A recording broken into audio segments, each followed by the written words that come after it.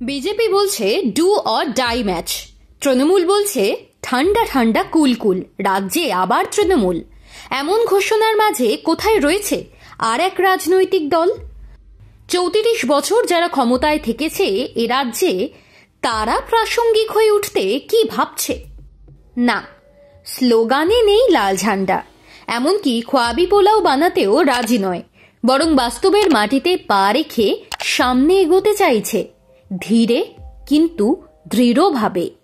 তারই প্রতিফলন দেখা যাবে নভেম্বরের 29 তারিখ থেকে বাংলা বাঁচাও যাত্রায়। একটা কথা বামপন্থীরা প্রায় বলছেন, বাংলাকে বাঁচাতে হলে সিপিআইএমকেই এগিয়ে আসতে হবে। শিক্ষা, সংস্কৃতি, শিল্প, এমনকি মানের অবনমন রোখার জন্য বামেদেরই দরকার। তাঁরা কি সত্যি বলছেন? তারই পরীক্ষায় বসতে চলেছে সিপিআইএম। ফারাক শুধু এক জায়গায়, পরীক্ষা অন্যরা দেয়, বামেরা নিজেরাই নিজেদের পরীক্ষা নেয়। এর আগে বাংলা ইনসাফ যাত্রা দেখেছে, যে যাত্রা কার্যত তাক লাগিয়ে দিয়েছিল। ভোট বাক্সে তার প্রতিফলন কতটা ছিল? না, শূন্যতা কাটেনি। তবে হ্যাঁ, মানুষের মনে সামান্য হলেও ছাপ রাখতে শুরু করেছিল। আরজিকর আন্দোলনের সময় থেকেই লাল ঝান্ডার পালে আবার হাওয়া লাগতে শুরু করেছিল।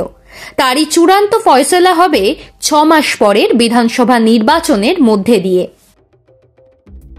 সেদিকে তাকিয়েই সিপিআইএম এর বাংলা বাঁচাও যাত্রা অনেকটা বিহারের ঢঙে মহাগঠবন্ধনের ভোটার অধিকার যাত্রার মতো।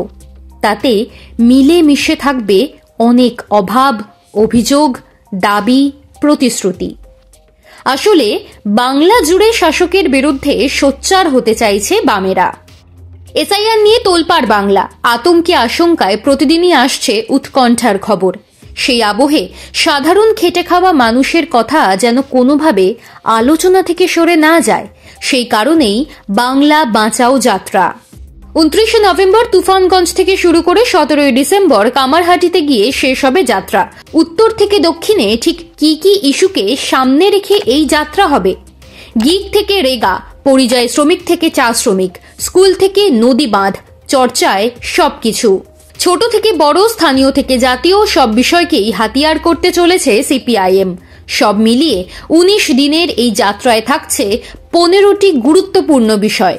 শহর গ্রাম পেরিয়ে বুথে বুথে ঢুকতে চাইছে সিপিআইএম।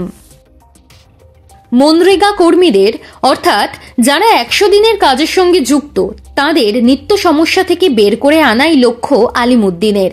অনেক ক্ষেত্রেই তারা কাজ পান না, আবার কাজ পেলেও সময় মেলে না টাকা। তাদেরকে এই সমস্যা মুক্ত করার জন্য একগুচ্ছ কর্মসূচি নিচ্ছে বামেরা। আদালতের নির্দেশে 100 দিনের কাজ অবিলম্বে চালু করার নির্দেশ দেওয়া হয়েছে। কিন্তু এতদিন যারা কাজ পাননি, তাদের কথা কেন ভাবছে না সরকার? সে প্রসঙ্গও তুলে ধরা হবে। ক্ষতিপূরণ দাবি করা হবে। এখানেই শেষ নয় দাবির। বাংলার বাইরে কাজ করতে যাওয়া বিপুল পরিযায়ী শ্রমিকরা ভিন রাজ্যে গিয়ে নানান সমস্যায় পড়ছেন। তাদের জন্য রাজ্য সরকার বা রাজ্যের বিরোধী দলের বিশেষ কোনো পদক্ষেপ নেই। পরিযায়ী শ্রমিকদের পাশে থাকার অঙ্গীকার নিতে চলেছে বামেরা, তাই সেই জায়গাটা নিতে চাইছে বামেরা। রাজ্যের গিগ শ্রমিকদের নিয়ে এবার গলা তুলবে বামেরা। একাধিক food delivery app, cab driver, বিভিন্ন রকম ডেলিভারির সঙ্গে যুক্ত মানুষদের বিভিন্ন দাবি দাওয়া রয়েছে।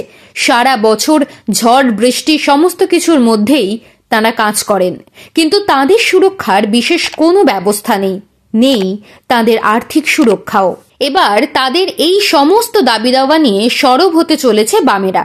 এছাড়াও উত্তরবঙ্গে চা শ্রমিক সমস্যা নিয়ে কর্মসূচি রাখা হবে এই যাত্রায়। বাংলার যে সমস্ত এলাকায় বর্ষায় নদী ভাঙন হয়, সেই সব এলাকায় মানুষদের সমস্যা তুলে আনা হবে। কারণ প্রচুর মানুষ দিনের পর দিন একই সমস্যার মধ্যেই দিন কাটাচ্ছে।